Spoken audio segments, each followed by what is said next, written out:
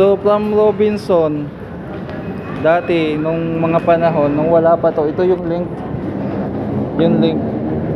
Papunta tayo ng Santa Lucia, hindi na tayo bababa. Ito yung LRT station. Papunta tayo dito. Tawagin ko mo. Hoy, dito tayo, ga. Ga. Dito tayo.